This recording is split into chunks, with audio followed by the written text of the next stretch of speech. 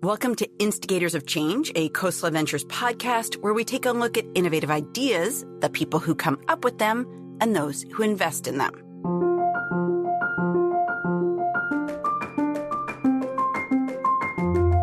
I'm Kara Miller, and this week, how AI is changing everything and why the corporate dislocation is going to be huge. There's a class of people that get it and going full ahead. There's another class of people that just don't get it, don't want to get it, and don't want to pursue it. And then there's a middle layer, which is sitting there going, crap, I see this. Do I want to hear this? And what this means is I have to both retool myself, I have to retool my company. One way to understand how AI is challenging companies is to consider the case of photos. We are distributing the act of photography. We are enabling many more people to take photos and enabling many more reasons to take photos and many more occasions to take photos. Before, photos were about special things, and now I'm photographing my lunch, right? Right. Because why not? Because why not? Because it's free and it's cheap. That's Karim Lakhani, a professor at Harvard Business School, who says photography has an interesting lesson to teach us about AI. That lesson began in the mid-1970s when Steve Sasson hit the jackpot. Now, digital photography may not have seemed like $1 million idea, but that's because it wasn't. It was more like $1 trillion idea, though Sasson could not have known it at the time.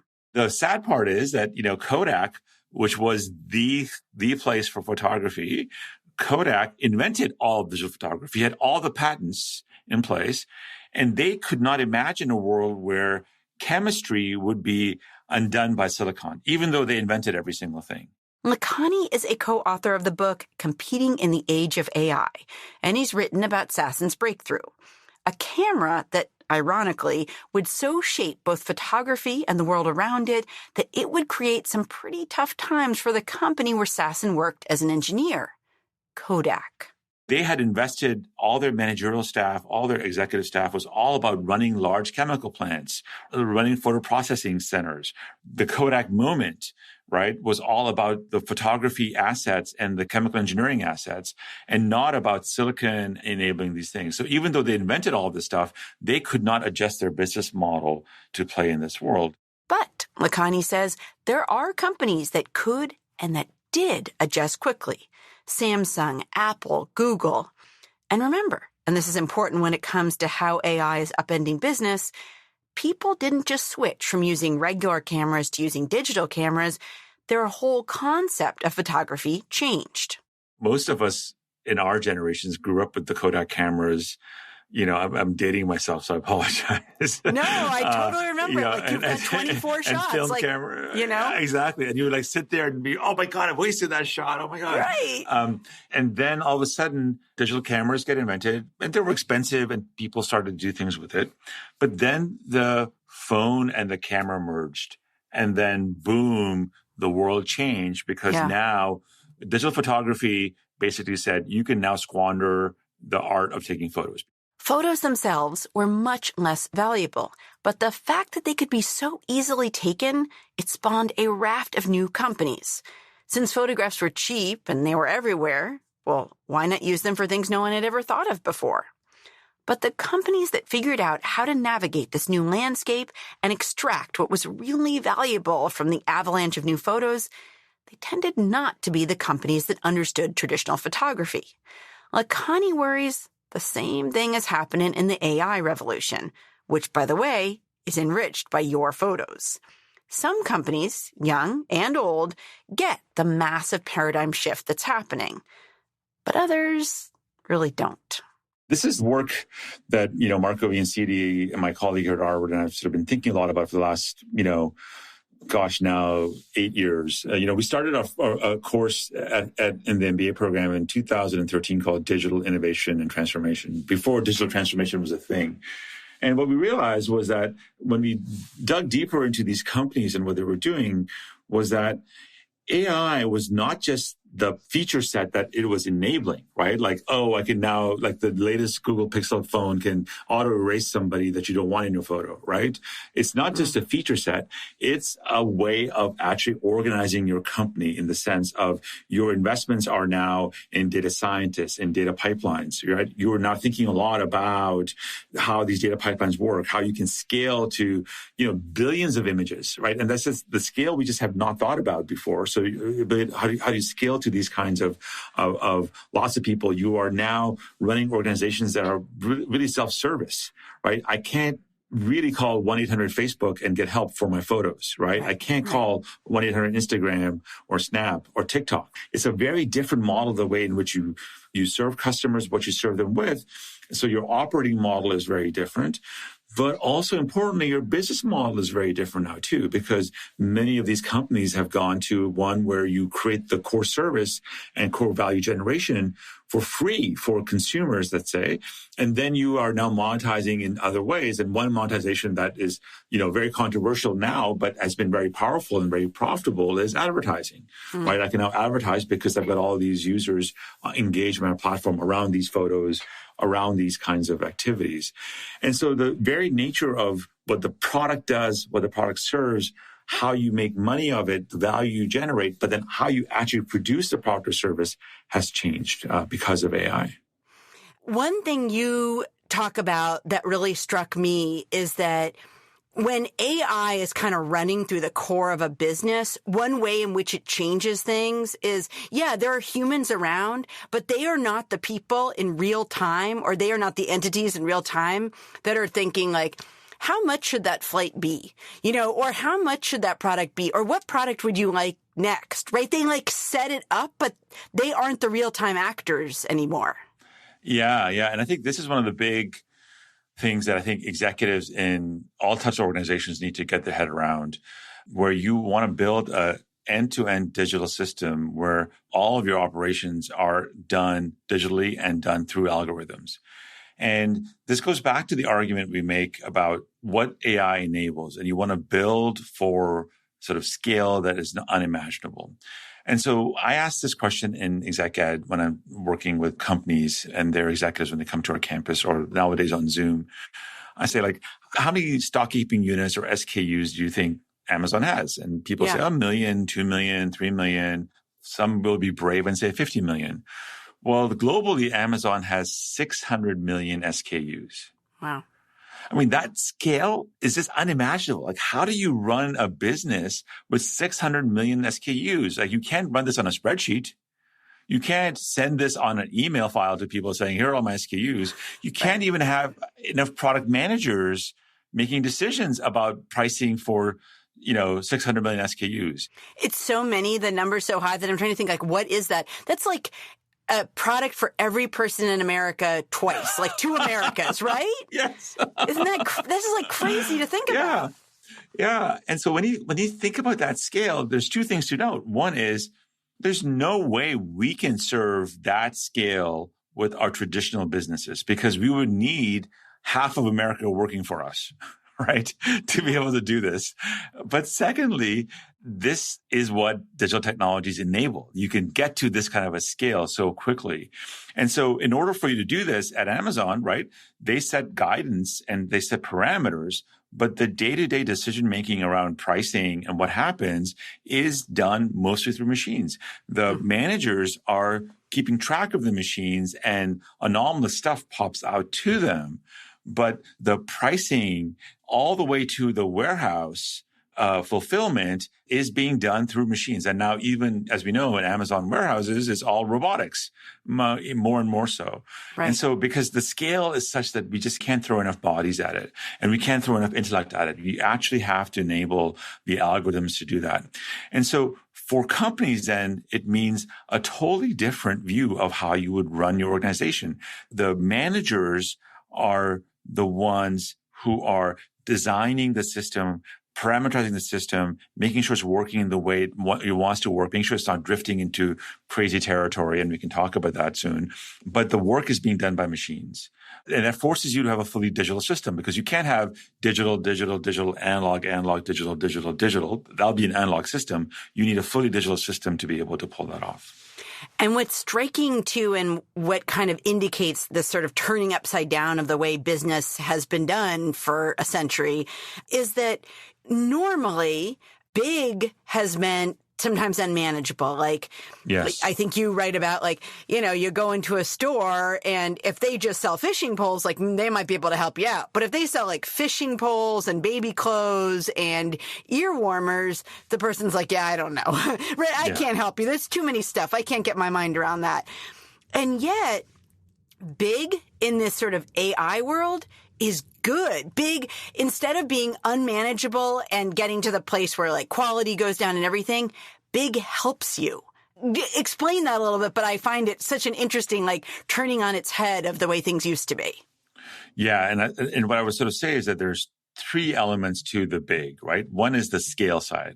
You have much more variety, many more customers you can serve. Then there is the data side, right? You know your customers better. You have better information about those customers. And then you personalize. And the big is one of personalization, data, and let's say stock or supply of both products and services and customers, right? So the example I say is my Spotify is very different than your Spotify, right? And Spotify itself is massive. Right. And your experience with Spotify is very different than my experience with Spotify. Same thing with your experience with Netflix and my experience with Netflix. Mm-hmm. So big by itself is bad because we know from lots of marketing and psychology research that when you give customers way too many choices, they get overwhelmed and they actually buy less. They consume less, which may be good for the environment. But if you're just profit maximizing people, you go, okay, that's bad. But now if I can customize, if I know you better, I know exactly that, when I'm having a stressful day, I should be listening to some 90s hip hop, right? And that's what Spotify will serve me. Well, then that's good. Then out of the whole collection, they've fine-tuned my preferences and have given me the songs that I want to be listening to in the moment. And so the big becomes a feature and not a bug if it is married with data and with personalization through the algorithms. And what's happened in the past is big has been impersonal. Big has been overly standardized. Big has been a bad experience. You want the boutique experience. You want the personal experience that the concierge knows about you. And now you can do big and personalization at the same time because you have the data and the algorithms to pull this off.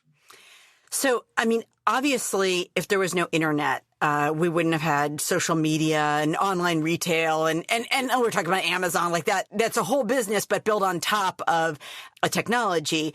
So when you think about AI, do you think about sort of whole segments of business that are waiting to be created that we might not even be able to imagine right now?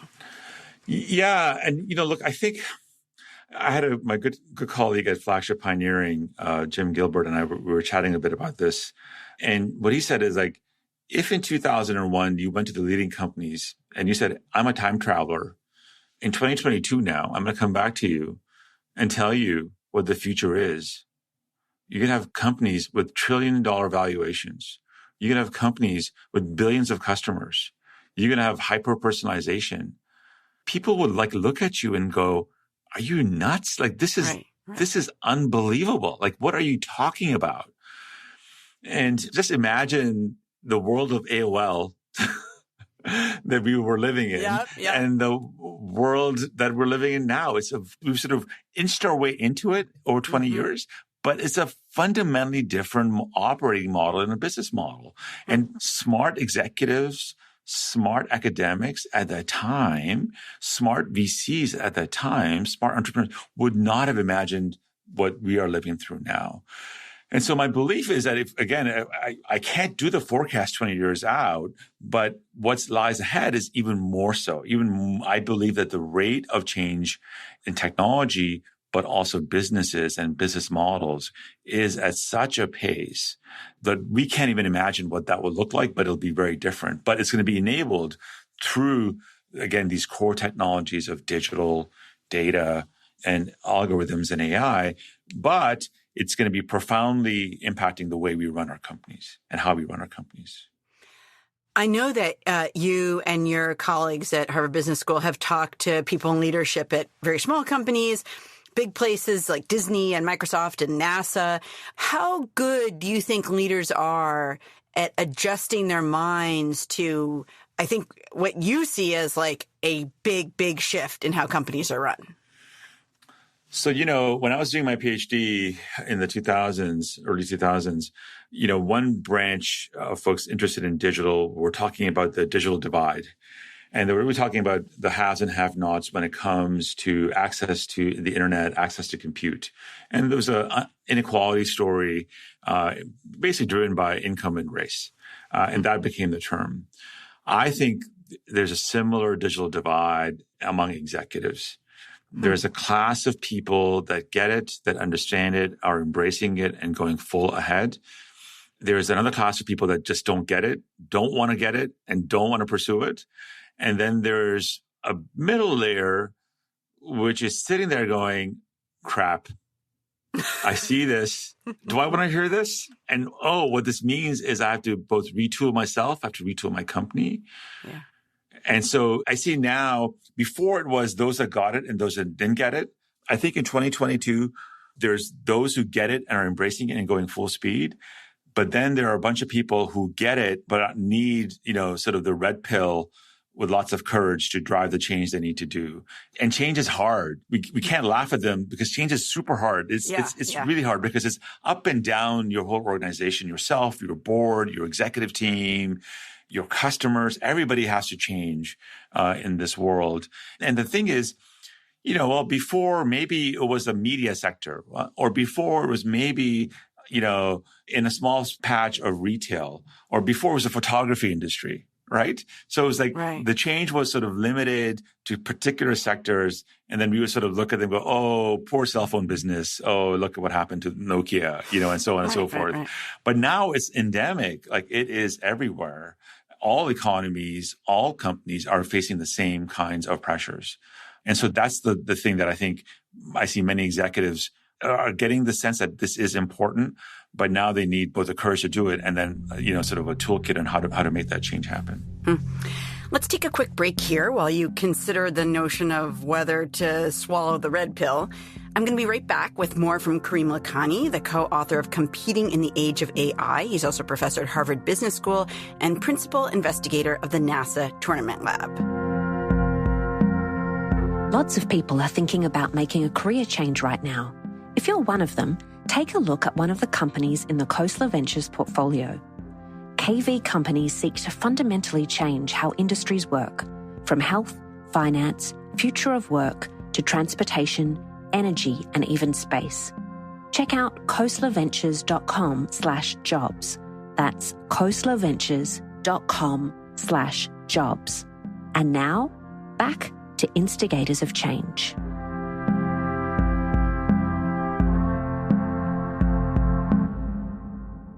I'm Kara Miller, back with Karim Lakhani from Harvard Business School. We're talking about AI.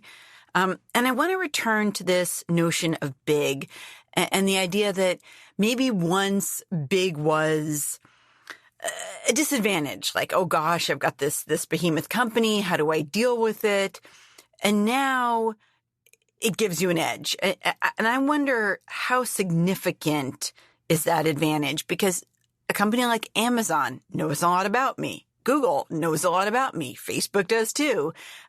So how tricky is it for new startups to kind of get in the mix here? Yeah, that's a great question. And I think, look, over the next decade, sort of this, both in Europe, in the US, in China, in India, in Africa, Latin America, we're going to have these big battles about, too big to fail, too big to actually create consumer surplus, kind of questions about these companies, both from a business perspective, from an econ perspective, from a law perspective, from a policy perspective. These questions are going to be center stage. And we see already with FTC and what they're trying to do and so forth, like these questions aren't going to go away regardless of the administrations we have, regardless of the political environment we have. So that's the first caveat, that I think we're going to be in the middle of trying to determine what the costs and benefits are of this size. Then I think I would sort of step back and say that, of course, you don't want to take Amazon head on, right? That would be foolish. And one of my students, former students, he's running this big AI company now in autonomous driving, Kasser Yunus at Applied Intuition. He gave this great example. He said this analogy. He goes that, when we look at the map of the solar system, we see that everything looks close by. Like the Earth is close to, Mars and Venus, and Saturn, and the sun is there isn't that much distance. Right? On a map. It looks, everything is scrunched together. Right. But the actual distance is millions of miles. There's a lot of space between all these planets. And his view was that there is so much opportunity, right? There's so much things to be filled out that we're just at the beginning stages of this revolution. And so the room for startups is to be, business 101. You differentiate, you come up with something different, you recast a service. Because again, the demise of Kodak was not Fujifilm, right? It was Instagram. It's a totally different conceptualization, right? It's Snapchat and now TikTok. And so the creative destruction isn't going to be happening in the world of direct substitution. It's going to be recasting problems, reimagining customer journeys, reimagining pain points, and driving that, right? Like, who would have thought that sort of a social media influencer would be a job or a career, or that we would have this massive ad tech business that's both algorithmic, but also lots of people engaged in creating that structure. Those careers and professions did not exist 20 years ago. And I expect the same kind of change. So, as Kasser would say, there is a lot of distance among the planets. And you can imagine, Facebook and Google and these guys are planets.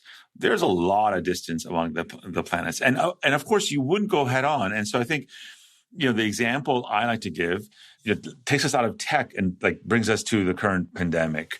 Yeah. And you look at mRNA, right? Yeah. For 30 years, a defunct, boring science that people thought was BS. Nobody believed it. The scientific establishment didn't believe it. And you basically had two startups invest in it. Moderna out of Cambridge, in our neighborhood, and then BioNTech out of Germany. And you basically have two startups now responsible for creating billions of doses of the vaccine. It's called the Pfizer-BioNTech vaccine, but it's a BioNTech vaccine, right? Pfizer just basically produced it and did the clinical trials and now distributes it. It's a BioNTech vaccine, right? Yeah. And same thing with Moderna doesn't even have, and by the way, again, I have a conflict of interest because I work at Flagship as an academic partner. So Moderna came out of Flagship Pioneering, but I spent a bunch of time with Moderna. And Moderna did not, partner with any of the large companies to create the vaccine. They did it themselves, and they've done the production themselves and created partnerships for that. So, at the time of the crisis, an 800-person company, we can't imagine an 800-person company scaling to serve 1 billion to 2 billion doses of vaccine. And so what we're seeing is that for Moderna, which is Stefan Bancel, their CEO, says, we're a technology company that happens to do biology. Their view is one of purely digital end-to-end processes and thinking about exponential scale and what they do and how they serve, their patients and all the different drugs that they're going to produce with this foundational technology. And I think that's what I think the startups will be at. It'll be sort of taking what we've learned in the last 20 years of the internet era, the Web 2.0 era, right? The AI first era that sort of the Googles and the Facebooks of the world sort of created for us and saying, I might have a social media competitor, TikTok, right? And that might be interesting. Right. But the more interesting thing is hey, what's going to happen in the environment with these technologies? What's going to happen with climate change? What's going to happen in finance, right? Just as mRNA, I always say this, what mRNA is to pharmaceuticals, crypto is to finance. Again, crazy wonky technology, programmable, does all these things that we didn't think was possible, and interesting niche use cases, and then boom, we get this pandemic and mRNA proves out. Same thing is basically happening with crypto. And so I think the entry places will be in all the spaces between the planets and not necessarily taking on the planets directly. My understanding is China has put a ton of money into AI. And I also have heard that because their population's so large, that can be helpful in sort of refining AI. Are we sort of being parochial in not realizing how well China's doing here? I think there's probably a blind spot. Yeah. What I would say is the Chinese have excelled at building large-scale AI factories and attacking the consumer segment relentlessly in a range of commerce, finance, entertainment, news, and so on relentlessly. And they've built these massive AI factories that are doing amazing things. I think the worry is not so much that these companies can take the models that they've trained in China and bring them to the US or bring them to some other country. The worry is they have capability in thinking imaginatively about the AI factory at the core of their businesses, but also how to build them and scale them and then get new data and train new models at scale. So I would say like that's the strategic worry I would have. I do believe that in the US, there is certainly from like my cousin's school, the Kennedy School, from a Kennedy School perspective, the sort of the strategic nation state actor AI strategy question. But I think in the US, we do have great capabilities, both in research and understanding of the AI factory. And I believe that there is more of an advantage around us, around industrialization of AI in sort of non-consumer settings that we're seeing more and more of. And so I imagine that there will be two scenarios. I do think that the geopolitical tensions are going to mediate much of what kind of learnings we can have from each other and of the ability of these companies to come to our shores. But we can still learn by example and see what Ant Group is doing and then say, why don't we have a similar kind of a company here doing that kind of a low-cost finance model and low-cost convenience model than the U.S. banks are doing and so forth. So I think there's going to be some lessons that we can cut and paste over through natively U.S. companies. But I think the worry I do have is that there'll be two different ecosystems of AI, a Chinese one and a U.S. dominant one, with the Europeans trying to figure this out repeatedly. And then I think the big tension point actually is going to be about data and it's going to be about the silicon, right? Because right now our silicon footprint is actually all in Taiwan and China. And we need more and more silicon to do all this work. You know, the cloud actually is pretty heavy with silicon. And so where will the next generation of chips be designed and manufactured? Because all of these models are compute heavy. And it's going to be both a great source of new innovation for us, but the transition is going to be rocky for us. Let me step into a couple of controversies. One is related to kind of what you just talked about, which is obviously there's been a lot of tension in the U.S. about like who has data and what they do with this data. Do you think that that scrutiny is warranted? And then even if it is the fact that it exists going to put us in a different place than China because like those hearings aren't happening in China? I think data privacy, people's view about data is still an emerging sensibility that we have. So I sit on the board of Mozilla Corporation. You know, we make the Firefox browser. We think it's the wholesome organic browser that you should be using, right? And we've been touting privacy for 15 years. Yet, you know, Google Chrome and Safari have been the ones that have sort of beat us over the head many times over. And if you're using Google products, you know, you are, and I use Google products, I use Gmail and so forth. I am willingly giving away my data for the convenience it offers. Okay.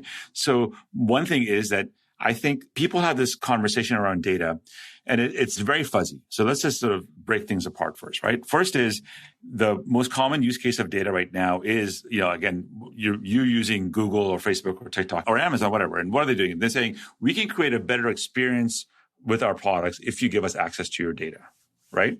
Right. We can give you a better experience for your product. I want Gmail to alert me that I'm going to, you know, my Uber is coming around the corner when I was taking Ubers or when I was going to miss that flight or when the traffic was. I want them to know that. So I'm trading my data for the convenience. So that's the first thing. And so when companies ask me like, you know, should I be getting all this data? I go like, yeah, you should be getting this data, but only if you're actually offering value to your customer. Data collection for the sake of data collection because you think you're going to have some super duper new thing 5 years down the road is awful because data can be asbestos as well.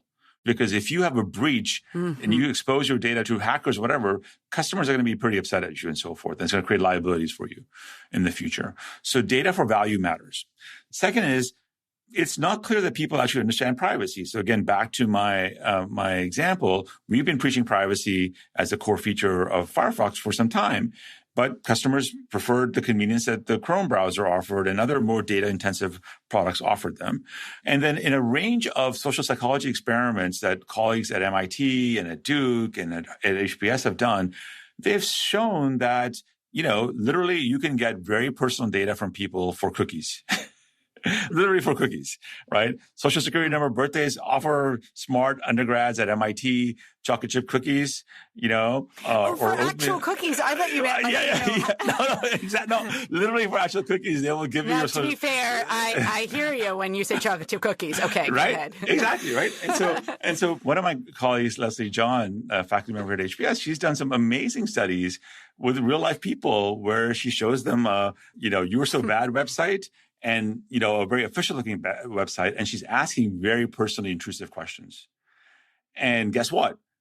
When you have an official looking website, people don't reveal as much. But when you have the You So Bad, crappy website with the devil horns, people are revealing everything. I mean, it's scary. And so I think we have to think about data as convenience, then data as asbestos, and then data privacy as this weird good that even consumers don't have clarity of preferences. Now let's go to what's been sort of in the news so much with Meta, Facebook, and so forth, which is the same data that allows us to scale the benefits, right? I want targeted ads because, I don't want to see the Viagra commercial when I'm watching the Super Bowl with my family. Like, really, I don't want to. Like, come on, guys. Right. Like, stop it. Like, but you are doing this blanket thing. I want a more targeted ad. If you know that my family is watching this thing, then give us an ad that makes sense. No, don't show me the Viagra commercial. And so I prefer personalization even in ads. But the same data scales us and generates tremendous value for customers and for companies.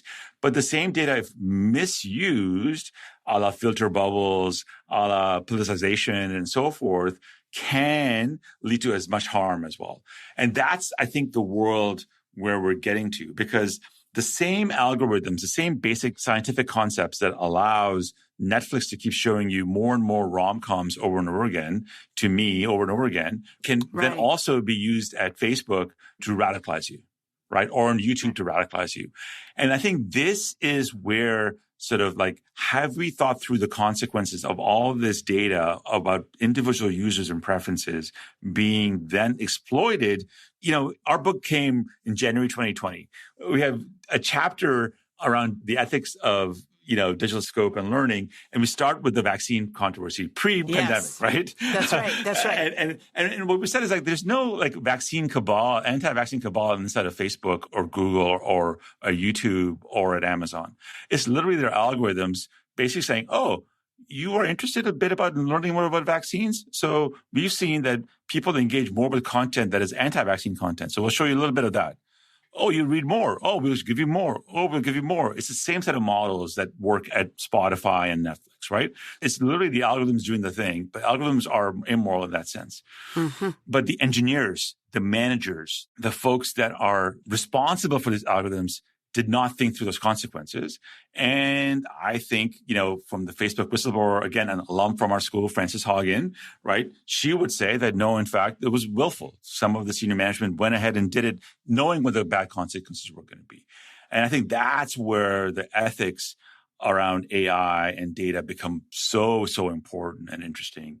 And that now you as an executive not only have fiduciary responsibility for this data, you also have this ethical, moral responsibility for the data. And morality, we can't just leave it for our legal department, right? This is a board level issue. This is a senior executive level issue, and it's a product management issue.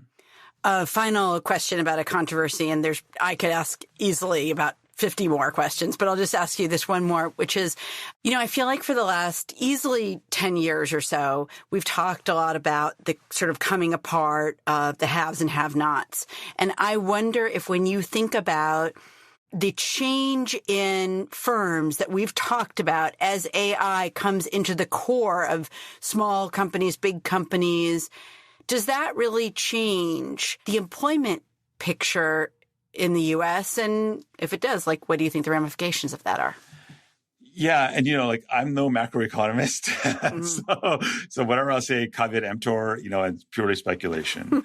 What I would sort of say is I like this saying that Pedro Domingos out of University of Washington, who wrote this great book called The Master Algorithm, explaining all the different, tribes of AI that are out there. He said, machines won't replace humans, but humans with machines will replace humans without machines. Okay. So that's the first thing. So what that says to me is, we need to educate our workforce. We need to think of AI as a complement and not a substitute. But there will be some substitution going on. My asterisk to that quote is, and maybe we'll need fewer of those humans. Okay.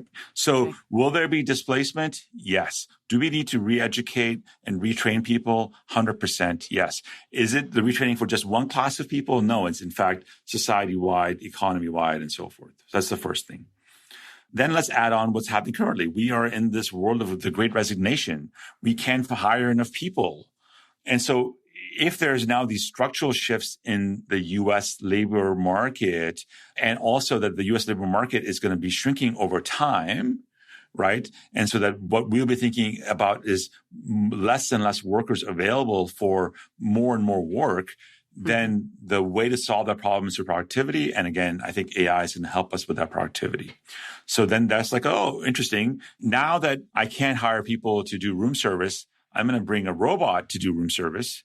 Okay, those jobs are going to be gone for sure, because once hotels and your friendly neighborhood Marriott has robotic room service capability, right, we're not going to have many people doing room service anymore. And so, great. But who's going to maintain those robots? Who's going to make those robots? Who's going to update the software in those robots? Blah, blah, blah, right? So then a new category of work is going to get created that is not the dishwasher, not the room service personnel, but a new type of worker is going to come in. And that is like the third element, which I believe is important, which is that it's really hard to anticipate what new types of industries are going to show up that it's going to take advantage of these problems. What's happening is that more and more, we are recasting all problems as AI problems, right? We now think about room service as an AI problem because we're going to have a robot go do it. And so increasingly, more and more companies and more occupations will be thinking about, given this technology, what can I now do with it? What new jobs get created? And that's really hard to anticipate in our macro models of labor force, employment, and so forth. But, very smart people, at prestigious universities are thinking a lot about it. And I think they would have a way better answer than I would. But I just sort of start from first principles that there is a displacement effect. We do face, at least in the short term, this great resignation. We need more people. If you can't have more people, and if the long-term trends are that there aren't going to be enough workers anyway, then technology will help. And then we'll have a new set of employment, a new set of companies coming up that will demand new sets of skills. Karim Lakhani is a co-author of the book Competing in the Age of AI. He's professor of business administration at Harvard Business School. So great to talk to you. Always fun, Kara. Thank you so much for inviting me.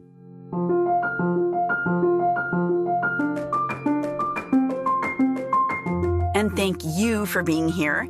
Next week on Instigators of Change. So we were also wrong in what we thought could be done in a decade. It's a hard and thorny problem that has an issue with the remaining corner cases. In the meantime, subscribe to the show on iTunes. You can leave us a review. We would love to hear what you think.